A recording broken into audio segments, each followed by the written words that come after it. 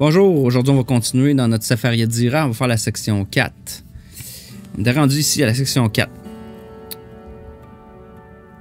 Donc, aussi peut-être avant de commencer la section 4, il y a un petit concept aussi que je voulais parler qu'on voit souvent ici, là, en haut, ou Keter en fait. Là. Souvent il est entouré de plusieurs cercles. Des fois comme... Ouais, c'est pas vraiment là. En tout cas, je ne l'ai pas sur cette image-là, mais... on a ce qu'on appelle le concept de Ein Sof ou Ein. Ein, ça veut dire rien. Nothing. Ein, ça veut dire rien. Fait qu'on a le rien. On a le rien. Ein Sof, ça veut dire le sans fin. Puis le Ein Sof Or. Or, c'est comme la lumière, comme le l'or. Tu sais, la lumière. Limitless light, ça veut dire sans limite. On a la lumière infinie. Donc, ces trois concepts-là sont comme incompréhensibles. C'est des aspects de Dieu au-delà de la compréhension, la cause des causes. Ça, c'est comme l'inatteignable. On ne peut pas aller là. Conceptuellement parlant, on ne sait pas pour. Qu'est-ce qu'il y a avant le Big Bang? On ne sait pas. Dieu, c'est la même chose. Qu'est-ce qu'il y a là? On ne sait pas. C'est quelque chose qu'on ne peut pas aller. Il y a eu une intention, il y a quelque chose qui s'est passé parce que de là, tout s'est créé. Mais on ne peut pas comme appréhender ces concepts-là. Fait qu'on on garde ça comme ça. Ça dépasse l'entendement humain. Donc, c'est pour ça que je voulais parler de ça, parce que c'est comme la cause des causes. Après ça, c'est pour ça qu'on tombe après ça dans la réalité. Puis c'est ça que le Safari d'Ira va nous dire, c'est comment les choses sont formées par les lettres. 10 Sephiroth Belima. Donc, les 10 sphères encore d'Abîme, dont les 10 propriétés ou les opposés sont infinis. Qu'on dit des fois, en passant, j'ai mis beaucoup de textes, là. Des fois, c'est pour selon certaines versions, comment ça devrait être traduit, les mots, comme les 10 propriétés, ça devrait être 10 opposés. Ce serait une meilleure traduction, disons. Donc, l'infini du commencement, on pourrait dire la profondeur. Le mot ici, ça devrait être profondeur du commencement, profondeur de la fin, profondeur du bien, profondeur du mal. Ou autrement dit, on pourrait dire ça, profondeur à laquelle le mal va sortir. L'infini du haut, ou la profondeur du haut, l'infini du bas, l'infini de l'Orient, l'infini à l'Occident, l'infini du Nord, l'infini au Sud. Donc, ici, on établit le temps, hein, l'infini du commencement. Donc, avant le temps, il y a quelque chose, c'est un infini. On peut pas, c'est pour ça qu'on ne peut pas le comprendre. C'est comme l'infini de... C'est comme si avant le temps, il y avait quelque chose en dehors du temps. Après ça, l'infini de la fin aussi. Il n'y a comme pas de fin. C'est l'éternité, finalement. Donc, ça, ici, on a l'éternité d'avant, l'éternité d'après, le passé, le présent, le futur. L'infini du bien, du mal. Donc, ça, c'est comme l'échelle de la dualité. Ensuite, du haut, du bas, l'Orient, Occident, Nord, Sud. Ça, c'est les 6 directions d'un cube ou d'une 3 dimensions. Les 3 axes dimensionnels. C'est pour ça qu'on parle de Kabbalah, parce que c'est la science du cube, c'est la science de l'espace et de temps. Ce verset attribue aux 10 séphirotes le rôle particulier à chacune en classant le cosmos en 10 profondeurs selon les 3 notions concepts espace, temps, éthique ou l'âme. Comme on disait dans la semaine passée, ou pas la semaine passée, dans l'autre vidéo d'avant, hein, ici on a l'espace, temps et l'âme individuelle. Les 3 concepts de base. Les 3 dimensions de l'espace dans les 2 directions, la dimension du temps dans les 2 sens, le bien et le mal. Ces attributs n'ont pas de limite ni de fin, car on peut faire une infinité de classements autour des notions espace, temps, âme. Et là, il y a plusieurs assignations de quel séphiroth ici on parle quand on dit ça. Moi, ce que je crois qui est une bonne version, ici à droite, selon Georges Laï, c'est ça aussi, là. Des fois, je diffère de bien des choses, là, mais il n'y a pas de consensus non plus là-dessus. Là, vous allez voir dans tout le Safari d'Ira, il y a des assignations de planètes et tout ça. Puis c'est pas toutes les versions qui disent les mêmes choses. Là, puis moi, j'ai ma façon de le voir. Puis je vais vous donner la mienne, mais vous ferez vos recherches, vous ferez ce que vous voulez avec ça. L'infini du commencement, c'est Chokmah. C'est l'infini du commencement parce qu'avant ça, on ne sait pas. Fait que la première chose qu'on peut appréhender, c'est Chokmah. C'est le premier canal ici.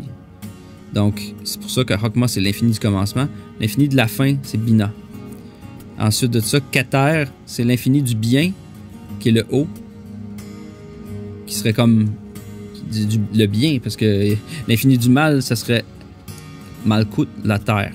Donc le haut et le bas, si on veut, mais au niveau au niveau bien et mal, aux dualités, là. La source, la cause et l'effet. L'infini du mal, on l'a fait. L'infini du haut, donc là on est dans les dimensions. Donc ça, l'infini du haut est associé à Netzach. L'infini du bas à Hod. L'infini de l'Orient à Tiferet. L'infini de l'Occident à Yesod. L'infini du nord Gebura. L'infini du sud Hesed. Et le Seigneur Dieu, roi fidèle, règne sur tous de sa demeure sainte depuis toujours et pour toujours. OK, fait que ça, c'est comme une façon de décrire l'espace-temps puis tout ce qui existe, l'âme. Dans le fond, le courant qui maintient tout ça en vie. Lightning Flash, on va rentrer dans la section 5. La section 5 va faire référence à une étincelle ou un éclair qui est comme un flash. Puis souvent, on le dépeint comme ça ici, là, comme avec un... C'est aussi relatif à... Des fois, on l'appelle l'Excalibur aussi, ou l'épée. C'est comme le chemin de la descente à travers les séphirotes. Comment la lumière ou les concepts descendent à partir de la source jusqu'à la cause, jusqu'à l'effet. Donc, les 10 séphirotes d'Abîme sont leur apparition ou données à voir à l'aspect d'un étincelle ou d'un éclair de lumière sans fin, donc on ne voit pas le bout. Le verbe, donc la réverbération, le son, la vibration que Dieu, whatever, l'intention de base, la vibration de Dieu circule continuellement en elle, continuellement dans les séphirotes. Sortant et rentrant sans cesse, semblable à un tourbillon. Un tourbillon, comme une toroïdale. Hein. Ça, la Torah, c'est toroïdal, ça fait référence à ça. Là, tout ce qui est toroïdal, tout ce qu'on va voir dans la nature, le fruit dont la graine est dans lui-même, tout est basé sur la pomme. C'est un champ toroïdal, on va le voir un peu plus. Là. Elles exécutent à l'instant la parole divine et s'inclinent humblement devant son trône. On dit sortant et rentrant sans cesse, là, une autre version qui peut dire poursuivre une tornade. Une tornade. Toroïde, ça vient de taureau. Tornade. Donc, tout suit ce mouvement toroïdal. Comme ce qu'on peut dire aussi, c'est quand on voit un rond de fumée, quand on fume et qu'on souffle un rond de fumée, ça fait le rond. Il y a comme un mouvement de retour sur lui-même alentour. Il s'en va en avant, il avance comme par une impulsion. Ça fait un cercle puis qui avance dans une direction. Puis quand tu regardes la fumée, elle retourne vers elle-même par en arrière. Là. C'est ce mouvement-là qu'on parle. Donc, c'est ça. Contrairement à l'éclair Barak qui est brillant, Bazak, ici est un éclair fugace et diffus comme une étincelle qui jaillit et qui disparaît aussitôt. Autrement dit, c'est comme une étincelle, c'est un spark ou c'est un lightning flash qu'on appelle. C'est juste une façon de le décrire, là. Une impulsion rapide, là, comme une flèche qu'on verrait passer pendant une fraction de seconde. Comme un photon, peut-être. Hein? La vision qu'on peut avoir des attributs du divin est assimilée à cet éclair, Bazak. Notre pensée ne peut les appréhender que de cette façon, car il s'agit de traces multiformes et de limites de notre cerveau et de notre conscience ne nous permettent pas d'approfondir ces notions, ni même de nous y appesantir. Donc, éclair de lumière, c'est nature vibratoire. Et on sait maintenant avec les expérimentations qu'on fait, comme le Double Slit Experiment, là, qui démontre que quand on observe, les choses deviennent comme de la vibration, deviennent de particules, mais quand on ne regarde pas, ça devient comme des vibrations. Il y a comme un drôle de rapport aussi entre là-dedans, là, dans la métaphysique. Là.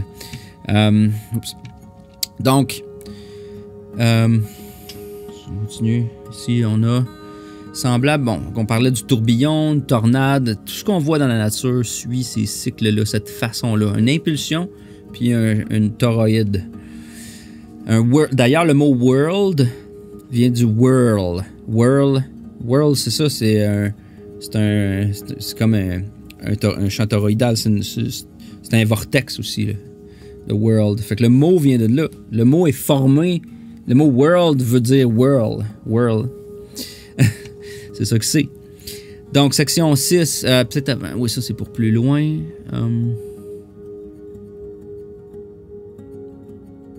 Ouais, ça, c'est après. OK. Donc, section 6 du Sefer Yetzira. On parlait de monte, descente, ne s'arrête pas. C'est ça. 10 Séphirot Bélima. Donc, les 10 Séphirot, encore la décade d'existence sortie du néant à sa fin liée à son commencement. Donc, sa fin est liée au commencement. Hein, comme c'est l'éternité. Hein. C'est comme on disait ici, ça tourne alentour de lui-même. Là. Les choses sont toujours... c'est constamment un cycle perpétuel. C'est ça, un vortex. Là. Lié à son commencement, son antériorité, qu'on pourrait dire là, dans le texte. Et son commencement lié à sa fin. Comme une flamme est liée au charbon ardent. Car le Seigneur est seul et il n'a pas de second. Il ne peut avoir un second 1. Hein, sinon, c'est 2. le chiffre 1, c'est 1. Il n'y en a pas d'autre. Tu ne peux pas compter avant 1 si on tombe dans le 0, justement. Donc, l'idée ici, c'est que, encore de rien, tout a été créé. Mais avant, c'est un peu l'œuf et la poule. Le charbon ardent, est-ce que c'est la flamme ou la charbon, le premier? C'est quoi qui entretient un ou l'autre? En début et en fin sont liés et l'un est contenu dans l'autre. Précaution oratoire pour dire que la vérité réside dans l'unité. Qu'est-ce qui est la cause et qu'est-ce qui est la conséquence? La flamme ou le charbon ardent? Cause et conséquence se confondent quand on parle du maître, l'unité. Et avant, bien sûr, Ein, rien, mais Ein Sof, l'infini, celui qui n'a pas de fin. Notons pour l'esprit que la braise, égale Elet, a la même valeur numérique que la vérité, d'où la recherche de vérité sur soi à travers la course sur un lit de braise ou le port d'une braise à la main dans la recherche de la vérité sur l'adultère. Ça, on rentre dans des concepts kabbalistiques qui sont compliqués un peu. Là. Pour comprendre... Ok, ça c'est plus loin. C'est pour ça aussi que j'ai écrit ici, dans le fond, la décade, c'est de 0 à 9. Hein? Puis le 9, c'est le nouveau 0. On appelle le nouveau, d'ailleurs, le mot nouveau, on dit 9. Quand on dit quelque chose est neuf, quelque chose est nouveau, 9, le chiffre 9, c'est un 9. Un 9, c'est rond, c'est un 0. Le 9 et le 9, il y a le mot 9, œuf dans le mot 9. Parce que le 9, c'est le nouveau 0. Après ça, on a fait la plénitude. 0 à 9, on a complété. Après ça, 10, c'est une nouvelle... on a déplacé notre virgule. Le 9 devient la virgule. On le tasse. Fait que le 9, c'est le plus grand chiffre de 1 digit. C'est pas un nombre, c'est un chiffre. Après ça, toutes les choses recommencent constamment. Donc, c'est pour ça que le 0 à 9 est lié à son commencement. Le 9, c'est le nouveau 0. Un coup qu'on atteint 9, on recommence. Après, c'est 10. Donc, c'est un 1 avec un 0. Le 9 est devenu 10. Un nouveau 1. Un nouveau 0. Le 0, dans le fond, c'est le 9 qui est complet. D'ailleurs, en numérologie, quand on, mettons, exemple, on réduit le chiffre, mettons 19, on peut enlever le 9, ça va réduire à 1. Parce que si on fait 1 plus 9, quand on a 19, on va faire une réduction. On fait quoi? On va faire 1 plus 9. 1 plus 9, ça fait 10. Ben 10, ça fait 1 puis un 0. Fait que tu peux enlever le 0, il reste 1. Donc la réduction de 19 serait 1. Mais dans le fond, à chaque fois qu'on voit un 9, on peut carrément l'enlever. Quand tu as un 1 puis un 9, 19 ou 29, je peux enlever le 9. Si je réduis, ça va donner 2. Ça va toujours donner le chiffre. Le 9 disparaît. Parce que le 9, c'est le nouveau 0. Quand on réduit, le 9 disparaît.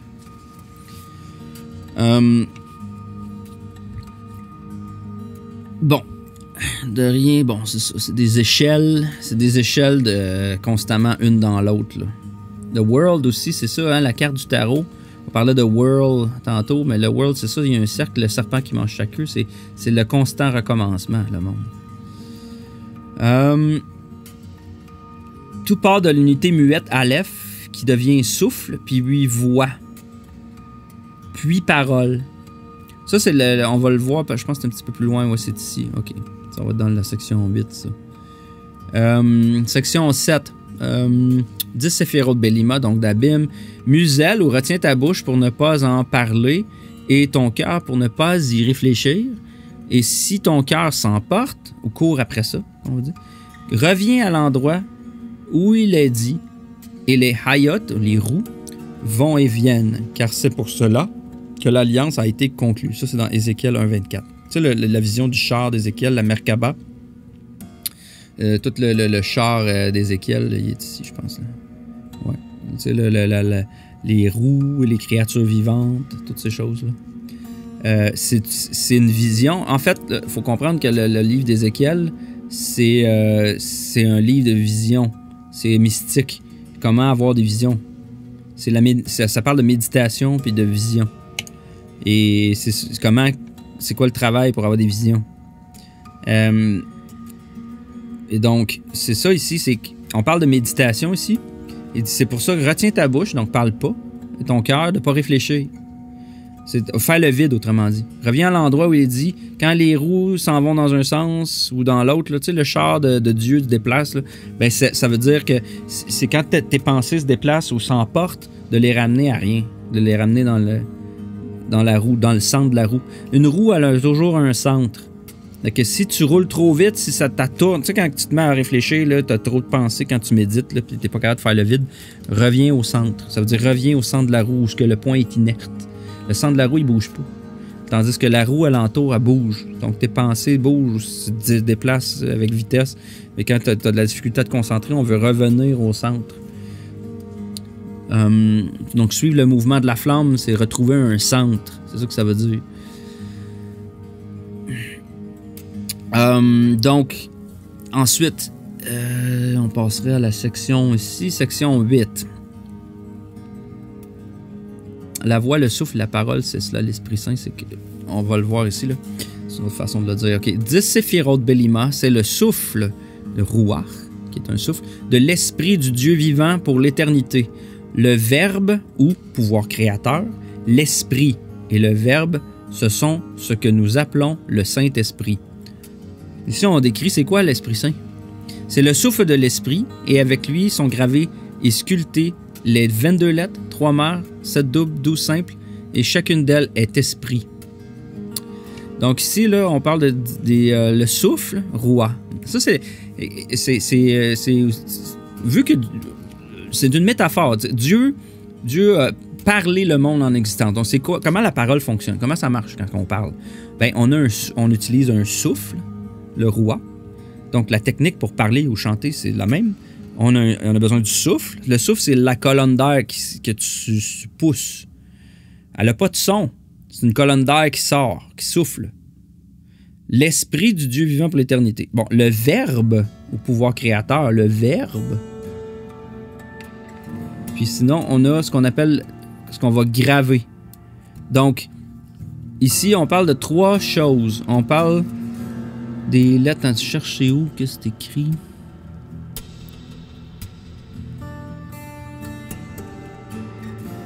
Le silence, c'est ça, concentré. Ouais, ça, c'est ça, ok. La respiration. Donc, la production du son. Fait que la voix. Puis ensuite, qu'est-ce qu'on fait? On parle. On les forme. Tu sais, dans le fond, il y a 3 étapes dans la voix. Quand on a un souffle, on active nos cordes vocales, on fait un son. Mais le son, il ne veut pas dire quelque chose. Par contre, pour faire du sens, il faut créer des mots. On utilise donc le souffle, le son. Et maintenant, on utilise les syllabes ou les lettres pour composer des mots, pour créer en existence des mots, pour formuler des idées, pour formuler quelque chose qui se tient. Donc, c'est pour ça que l'influx vient de Hokmah, hein, dans notre arbre de vie. Ça vient de Hokmah. Après ça, on l'aurait ici. Hokmah, c'est comme l'influx. Bina, lui, il distingue, il sépare. Puis l'Esprit Saint, c'est Da'at. Da'at, c'est la connaissance. Donc, avec ça qu'on forme des idées. La respiration, production du son, souffle, fait sortir la voix et parole. C'est ça, c'est souffle, voix, parole, dans le fond. Ensuite de ça, on dit, dans le 3e verset, section 8, en passant, ça se peut que des fois, les sections ne sont pas divisées pareil dans toutes les versions. Là. Fait que des fois, vous allez peut-être remarquer dans une version d'un autre Sefer Yetzirah, vous allez peut-être vous rendre compte que c'est pas la même section qu'il faut suivre. Là.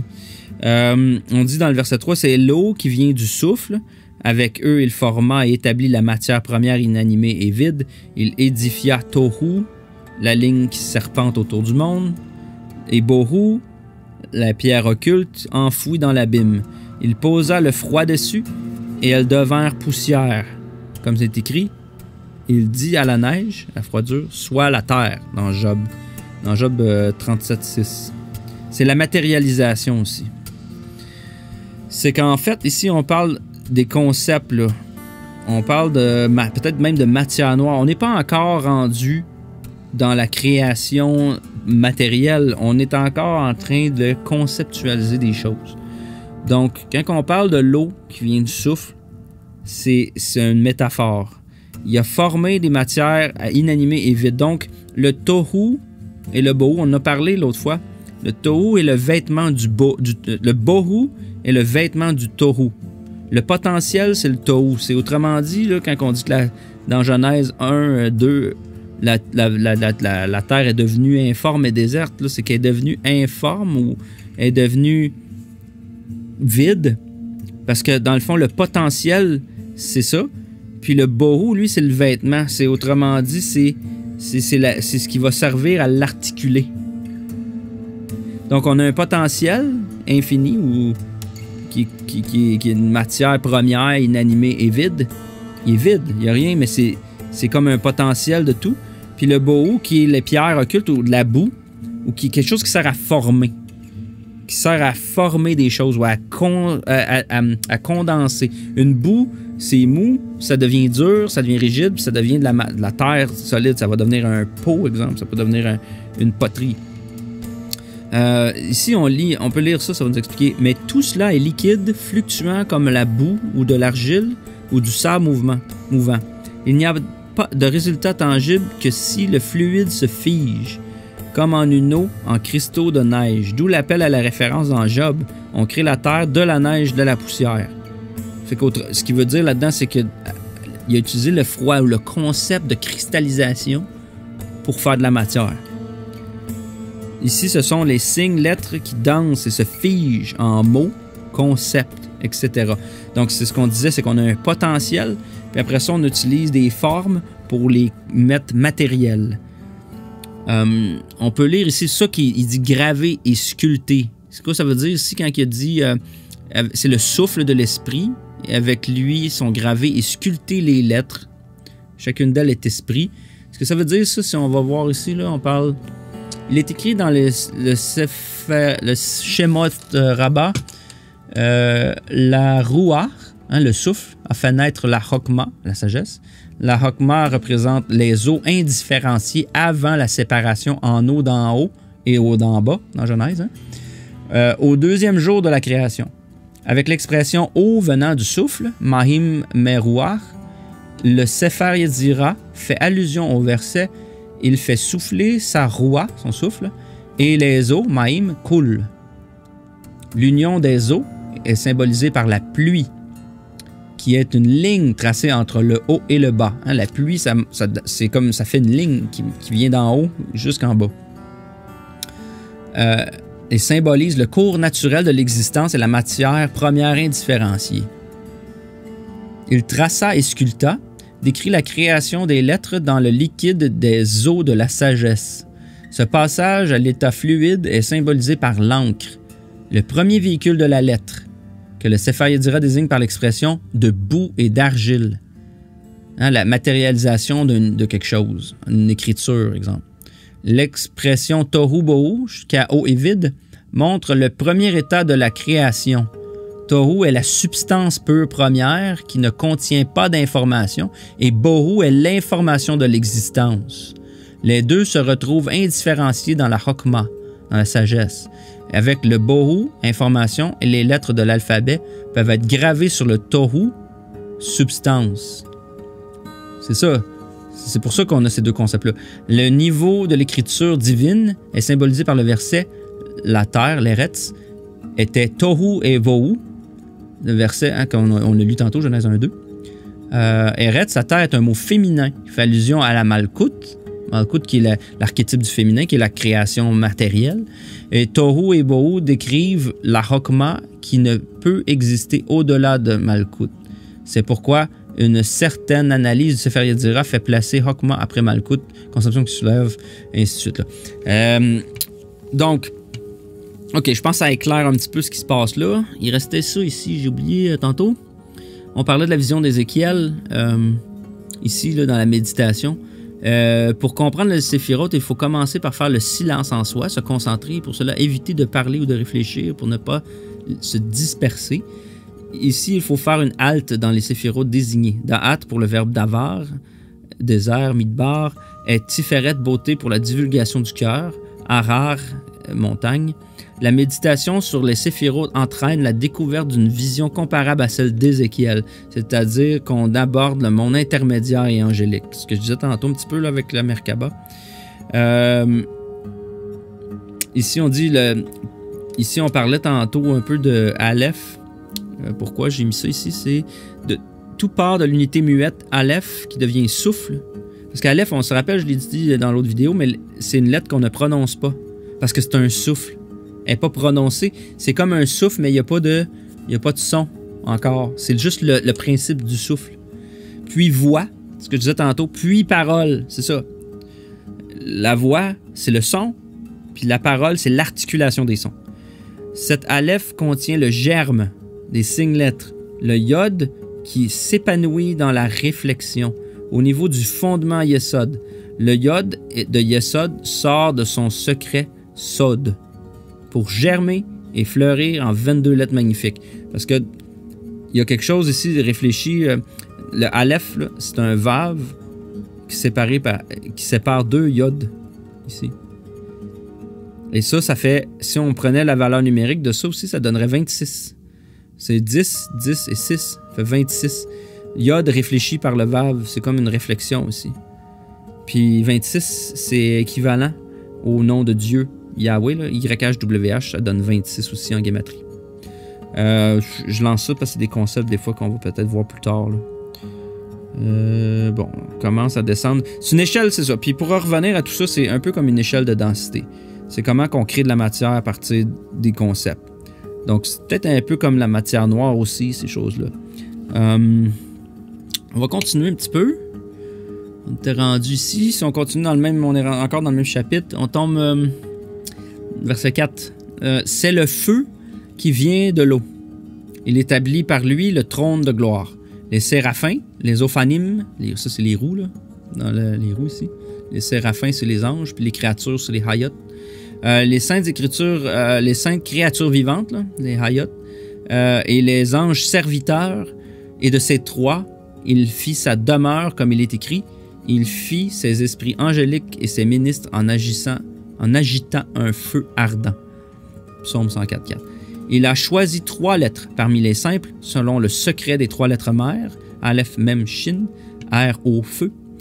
Il les scella avec l'esprit et les attacha ou les fixa à son grand nom. Il les scella avec 6 dimensions. Il les grava à 6 extrémités, là, dans 6 dimensions. Dans le fond, on parle de la matière, là, de la 3 dimensions aussi, des dimensions. Là. Le haut, le bas, l'avant, l'arrière, la gauche, la droite. Et ça, il a relié ça à son nom. Donc, le nom de Dieu, ou les lettres du nom de Dieu, le Yod, le He et le Vav, parce que le He est double, on fait comme un transfert ici dans la matière. Là, on est rendu dans les concepts. Fait que là, on a comme, si on veut, l'archétype de Dieu qui arrive. L'archétype du Yod, He, Vav, He, qui se met en branle. Si on comprend. OK, fait que on venait de dire qu'on avait un potentiel, qu'on avait aussi toute l'information, puis qu'en mettant les deux ensemble, on pouvait concentrer ça puis faire des choses avec. Ben, si on veut, le créateur a créé un autre créateur, si on veut. Puis il a emmené ça à travers ses lettres et les permutations de lettres. Donc là, c'est les concepts, c'est un peu plus difficile à comprendre, là, mais les lettres créent des angles, les anges. Hein, il a scellé la hauteur, il a orienté le dessus et le scella avec le face à l'est. Il faut comprendre aussi que souvent, quand on commence les choses, on devrait être face à l'est. Donc, il a scellé la hauteur, orienta dessus et la scella avec Yod. Attends, c'est à l'envers, je veux juste m'assurer. Avec He, Vav, Yod, parce qu'ici il y a une erreur. Là. Ensuite, il scella la profondeur, où il se tourna et orienta le dessous, et scella avec He, Yod, Vav. Ensuite, il tourna face à lui vers l'est, et scella l'est et l'orienta avec les lettres Vav, Yod, He. Il scella l'ouest, orienta l'arrière et le scella avec Vav, He, Yod. Il scella le sud et l'orienta vers la droite et le scella avec Yod, He, Vav. Et il scella le nord et l'orienta vers la gauche et le scella avec He, Vav, Yod. Donc, tout ça, ça donne 18 lettres aussi en passant. Il y a comme 6 fois 3 lettres. Ça fait référence, on avait nos axes qu'on avait appelés tantôt. Puis là, ils les associent au nom de Dieu parce qu'on est dans la création. Et ici, on va lire un petit peu sur le cube. Puis dans le fond, c'est 3 dimensions. On descend, puis la Merkaba aussi, qui est un cube aussi, Merkaba. Qui est comme cette espèce de double... souvent en méditation, on peut faire cet exercice là, de visualiser des tétraédrons verticales et à l'endroit à l'envers qui entrent un dans l'autre et qui font une rotation. Là. On descend dans le char divin, okay, à Merkaba, pour pouvoir s'élever dans la pensée. Contrairement aux traditions extrêmes orientales dont le but est de rester immobile au centre, le judaïsme se préconise qu'un arrêt momentané sur la voie du milieu et préconise le mouvement pour évoluer sur l'arbre de vie. Ce mouvement est provoqué par un léger excès de rigueur ou de miséricorde. Dans le mouvement, il y a toujours un risque de dérapage par l'exagération. Feu de l'eau, excès de miséricorde donne naissance à la rigueur. On peut aussi, par exagération, basculer dans le démoniaque lors de notre vision du monde intermédiaire. L'harmonie entre l'eau et le feu, hein, ça c'est ça, là, si on veut, l'étoile de David, entre le haut et le bas, entre l'eau et le feu, parce que c'est le symbole de l'eau et le symbole de feu superposés.